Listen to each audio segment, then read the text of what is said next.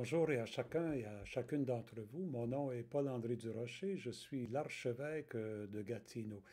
Je m'excuse, je mets cette vidéo en ligne assez tard aujourd'hui, mais c'est pas par manque de bonne volonté. C'est la sixième fois que j'enregistre ce petit message, cette présentation des lectures d'aujourd'hui. J'ai eu des problèmes techniques. J'espère qu'ils sont réglés maintenant. Alors aujourd'hui, mardi 1er décembre, mardi de la première semaine de l'Avent, nous penchons sur les lectures de ce jour. La première lecture est tirée du prophète Isaïe et vous allez voir dans les prochaines semaines qu'elle est toujours tirée du livre d'Isaïe. Le livre d'Isaïe, un mot à propos de ce livre-là, c'est pas l'œuvre d'un seul prophète. De fait, le livre a été rédigé au fil de nombreuses décennies, presque 200 ans. Le prophète original probablement s'appelait Isaïe, mais par après, il y a eu de ses disciples qui avaient la même perspective que lui, qui ont continué à ajouter à ses écrits, de sorte que c'est le livre le plus long de la Bible, 66 chapitres de long, plein de textes, des textes qui sont presque contradictoires. Il y a des grands textes de jugement où Dieu menace et annonce qu'il condamne les peuples d'alentour, qu'il condamne Israël même, mais d'autres textes où il annonce de l'espérance. Et ce sont ces textes d'espérance qui nourrissent la pensée chrétienne durant le temps de l'Avent, parce que nous voyons en Jésus celui qui vient accomplir cette espérance, remplir cette espérance. Donc, regardons le texte d'aujourd'hui. Isaïe 11, versets 1 à 10. De fait, le chapitre 10 finit avec un de ces textes de condamnation, où le prophète annonce que Dieu, il est vraiment insatisfait des chefs d'Israël, en particulier des rois d'Israël, les descendants de David, vous vous rappelez, qui avaient été installés comme le premier roi. Dieu avait fait la promesse que ce serait toujours un de ses descendants qui régnerait. Mais Isaïe dit, ces rois n'ont pas été fidèles à l'alliance de Dieu. Ils se sont tournés vers d'autres dieux, ils ont opprimé le peuple plutôt que de prendre soin du peuple. Et voilà pourquoi Dieu a décidé de couper l'arbre généalogique de David à partir du père de David, Jessé. Il coupe ça là, à la racine, v'là un coup de hache. Ça, c'est la fin du chapitre 10. Mais voilà qu'au début du chapitre 11, on dirait que le prophète se reprend et puis dit, non, Dieu a un plan d'avenir quand même. Alors, écoutons ce texte. En ce jour-là, un rameau sortira de la souche de Jessé, le père de David. Un rejeton jaillira de ses racines. Voyez la souche de Jessé, le père de David, là, cette souche qui est exposée parce que l'arbre a été coupé, bien là, le prophète annonce un rameau va en sortir, un rejeton. Sur lui reposera l'esprit du Seigneur, un esprit de sagesse et de discernement, un esprit de conseil et de force, un esprit de connaissance et de crainte du Seigneur, qui lui inspirera la crainte du Seigneur. Ces qualités d'un bon roi, on les retrouve dans le livre des Proverbes. C'est assez remarquable.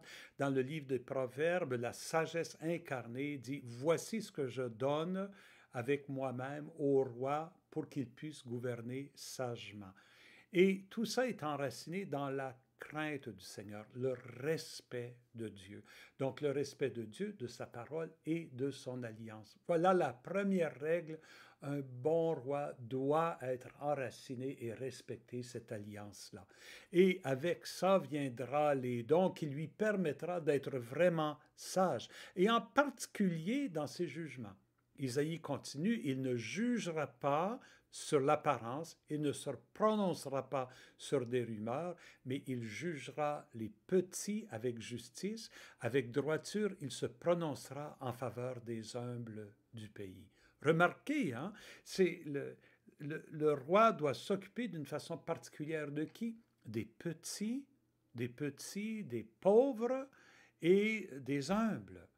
Eux qui souvent sont exploités, eux qui sont laissés pour compte. Les marginaux, on ne s'en occupe pas. Les pauvres, on ne s'en occupe pas. Au contraire, on en profite. Et on sait que l'histoire humaine, elle est truffée de chefs de pays, que ce soit des rois ou des reines, des empereurs, des impératrices, des présidents, des premiers ministres, qui ont profité de leur pouvoir pour s'enrichir et pour enrichir leurs amis, leur parenté, plutôt que de vraiment s'occuper des petits et des faibles. Et ici, le roi qu'annonce Isaïe, c'est un roi qui va s'occuper des petits, des faibles, des humbles. Du bâton de sa parole, il frappera le pays, du souffle de ses lèvres, il fera mourir le méchant. Hein? Il va extirper la méchanceté du monde. C'est sa parole, ses lèvres, c'est les sentences qu'il prononce en jugement. Et la justice est la ceinture de ses hanches, la fidélité, la ceinture de ses reins. Cette fidélité à l'alliance, elle produit la justice dans ses jugements. Voilà ce dont le peuple a besoin. Voilà ce que Isaïe annonce dans un futur roi. Mais ça ne sera pas juste un impact politique au milieu du pays. Isaïe voit l'arrivée de ce nouveau roi comme inaugurant une création nouvelle, une création restaurée, on pourrait dire. La création telle qu'elle était avant la faute d'Adam et d'Ève. Une création où les animaux ne se mangeaient pas les uns les autres. Il n'y avait pas de violence même entre les animaux. Écoutons ce poème, c'est une vision idéalisée. Le loup habitera avec l'agneau. Le léopard se couchera près du chevreau. Le veau et le lionceau seront nourris ensemble. Un petit garçon les conduira. La vache et l'ours auront même pâture. Leurs petits auront même gîte. Le lion comme le bœuf mangera du fourrage. Et le nourrisson s'amusera sur le nid du cobra, sur le trou de la vipère. L'enfant étendra la main. J'aime beaucoup cette dernière image. C'est comme dire, ça serait comme dire, nous, les petits-enfants, ils s'amuseront dans le trafic.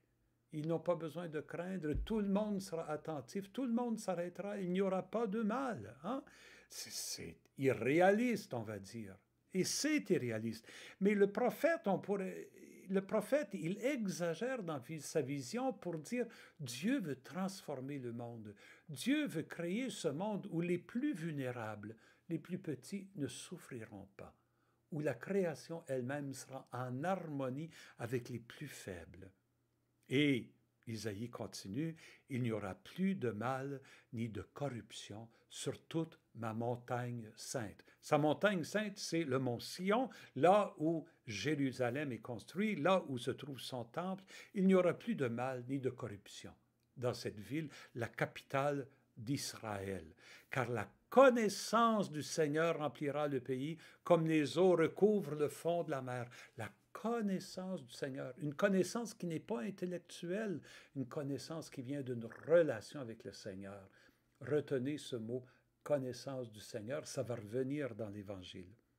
Et Isaïe de conclure, ce jour-là, la racine de Jessé, ce roi-là, il sera dressé comme un étendard pour les peuples. Les nations la chercheront. La gloire sera sa demeure. Donc toutes les nations viendront à sa lumière et se retrouveront en harmonie, en paix. Cette paix dans la création, dans la nature, cette harmonie dans la nature, elle sera reflétée par l'harmonie entre les nations rassemblées autour de ce roi idéal d'Israël qui siège à Jérusalem, là où il n'y a plus de mal, plus de corruption. Quelle vision extraordinaire. Passons d'Isaïe à Luc. Durant cette première semaine de l'Avent et jusqu'à jeudi prochain, la liturgie va nous proposer des textes majeurs d'Isaïe et ira chercher des extraits d'évangile qui font écho à des thèmes chez le prophète. Okay? Alors, voyons le texte d'aujourd'hui. Le contexte dans l'évangile de Luc, nous sommes au chapitre 10, versets 21 à 24. Jésus a envoyé 70 de ses disciples, hein, donc ces gens qui le fréquentent, qui écoutent sa parole en Galilée. Il les envoie dans les villages alentours annoncer la bonne nouvelle, annoncer Dieu qui vient apporter au monde un règne de justice, de paix et de joie, et inviter les gens à se convertir pour vivre déjà dans ce royaume. Et ils reviennent, ils sont pleins de joie parce qu'ils sentent que leur mission a été fructueuse. Et Jésus, sa réaction, elle est superbe. Alors même, Jésus exulta de joie sous l'action de l'Esprit Saint. Ça nous fait penser à Marie, le cantique du Magnificat. Mon âme exalte le Seigneur, mon esprit exulte en Dieu mon Sauveur. Cette exultation de Jésus, c'est presque une expérience mystique. Et là, Luc nous rapporte la prière de Jésus, qui commence « Père, Seigneur du ciel et de la terre, je proclame ta louange ». On voit un écho ici de la prière que Jésus nous a enseignée. Notre Père qui es aux cieux, que ton nom soit sanctifié. Père, Seigneur du ciel et de la terre, je proclame ta louange, je sanctifie ton nom. Pourquoi? Ce que tu as caché aux sages et aux savants, tu l'as révélé aux tout petits. Oui, Père, tu l'as voulu ainsi dans ta bienveillance. C'est tout petit, c'est faible, c'est pauvre, dont Isaïe a parlé. Ce sont, on pourrait dire, les récipiendaires préférés de la bonne nouvelle du salut offert en Jésus-Christ. Ce sont ces disciples qui n'ont ni grande instruction, ni année d'études, qui sont choyés d'entendre parler de la miséricorde de ce royaume qui vient et qui sont envoyés l'annoncer et qui sont accueillis par ces mêmes pauvres, ces mêmes petits. C'est le plan d'amour de Dieu de se tourner d'abord vers ceux qui reconnaissent, celles qui reconnaissent leur pauvreté, leur petitesse, leur vulnérabilité. Jésus l'a dit tellement souvent, ce sont ceux qui ont des cœurs d'enfants qui accueillent le royaume, comme ces enfants de la vision d'Isaïe.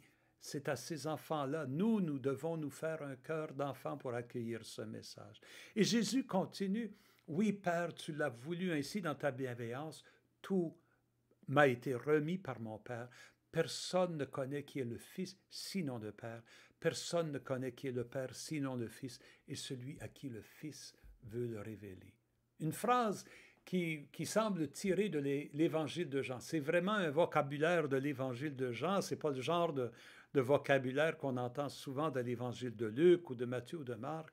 Cette union profonde entre le Fils et le Père, personne ne connaît le Fils sinon le Père. Personne ne connaît le Père sinon le Fils et celui à qui le Fils veut le révéler. Je vous ai dit de vous rappeler du mot de la connaissance. Isaïe voyait le jour où la connaissance de Dieu remplirait la terre comme l'eau par-dessus des mers. De la même façon, ici, la connaissance de Dieu, elle nous vient comment? Jésus connaît le Père.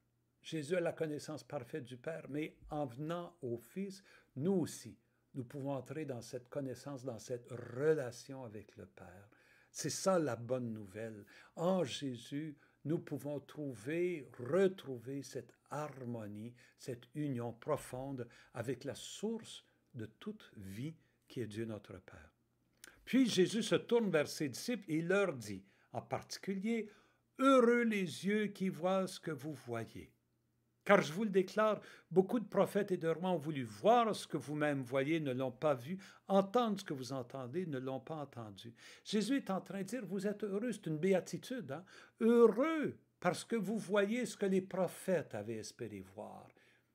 Isaïe avait annoncé ce fils de roi, le fils de David, qui serait le roi juste, qui régnerait avec fidélité et justice. Il ne l'a jamais vu, Isaïe. Israël n'a jamais vu ce roi-là. Dans les décennies, les siècles qui ont suivi, Jésus est en train de dire, ça s'accomplit en moi. Ici, vous le voyez. Heureux êtes-vous. Et ce qu'il y a de beau, c'est que Jésus ne dit pas, heureux vous qui voyez ce que vous voyez. Il dit, heureux les yeux qui voient ce que vous voyez. Et ces yeux-là, c'est nous aussi. C'est nous aussi parce que nous, il nous est donné de voir ce qu'ils ont vu grâce à la parole qui nous est transmise, d'entendre ce que vous entendez, parce que nous avons la bonne nouvelle transmise de génération en génération, de sorte qu'en lisant ces textes, en écoutant la parole, nous-mêmes, nous avons l'occasion de voir les prophéties d'Isaïe, cette image d'espérance, se réaliser. En même temps, nous savons que cette image, cette vision n'est pas complétée, elle n'est pas accomplie, parce que malheureusement, les nations se battent encore entre elles. Malheureusement, l'harmonie de la nature ne s'est pas rétablie. De fait, nous, les humains, nous abolissons, nous détruisons cette harmonie-là. La crise écologique, c'est le résultat de nos actions, de notre égoïsme, de notre insouciance et de notre indifférence. Et les pauvres et les faibles demeurent toujours pauvres et faibles. Ah, comme société, on a fait des pas extraordinaires pour prendre soin des petits, mais nous avons tellement de chemin à parcourir encore. Nous l'entendons autour de nous, le problème du racisme qui continue partout dans le monde, la violence des forts contre les faibles. Il faut le reconnaître, dans l'Église, les abus sexuels commis contre des petits, des faibles, c'est une trahison de la vision d'Isaïe et de Jésus. Nous avons du chemin à faire encore. Et au cœur de la pandémie, nous pouvons sentir ou voir encore plus fortement les injustices de notre société. Les personnes les plus âgées sont les plus délaissées, qui se retrouvent plus seules. Nous avons encore du chemin à faire, beaucoup de chemin. Mais avec Isaïe, nous croyons dans l'accomplissement de la parole de Dieu. Avec Jésus, le royaume est inauguré. Dans son esprit, nous pouvons avoir accès à la vraie connaissance de Dieu. Et plein de cette connaissance, nous pouvons aller continuer son œuvre. Sa mission est devenue notre mission. Et c'est ça le cœur de l'Avent, vous voyez. L'Avent, c'est un temps pour nous laisser inspirer par cette vision des prophètes. C'est un temps de reconnaître comment Jésus accomplit en inaugurant le royaume de Dieu, mais c'est un an aussi de conversion encore plus profonde et d'engagement renouvelé pour que se réalise cette vision du royaume. Et nous avons confiance que Dieu, sa parole, elle va se réaliser à la fin des temps, mais cette fin des temps-là, nous avançons vers cette fin avec confiance et avec certitude que Dieu, il est fidèle, lui, il ne nous abandonnera jamais. Avec cette pensée, je vous souhaite bonne soirée et on se revoit demain.